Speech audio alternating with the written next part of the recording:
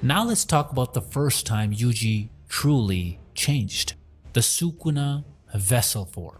And if Sukuna had been just a little less patient when he first took over this body, the series wouldn't have been called Jujutsu Kaisen at all. It would have been called the era of total annihilation. Yugi entered this state in chapter 1 right after swallowing that crusty great special finger on their school rooftop.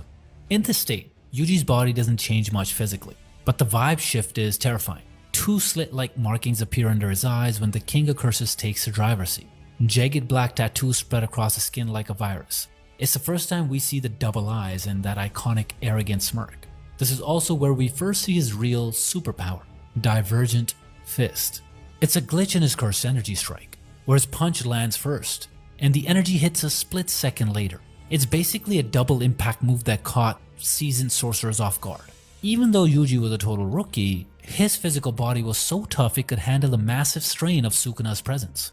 When Sukuna briefly took control, he played with a grade 2 curse like it was a chew toy, regenerating Yuji's lost limbs in seconds and claiming the school as his own. But here's where things stop making sense. Sukuna is the ultimate strategist. He's the King of Curses who lived through the Golden Age and knows every trick in the book. So why, when he first manifested, did he just stand there ranting about flesh and women instead of instantly killing Megumi and Gojo while they were still figuring out what happened? He actually stood there giving a villain monologue, openly revealed his bloodlust, and didn't even try to escape or find the other 19 fingers immediately.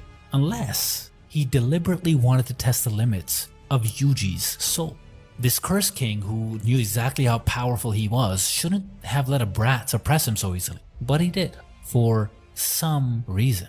And that reason might be that he probably already sensed the speciality of Megumi and the 10 shadows which he wanted to hijack. So he sat tight in Yuji's body, waiting patiently until the culling games.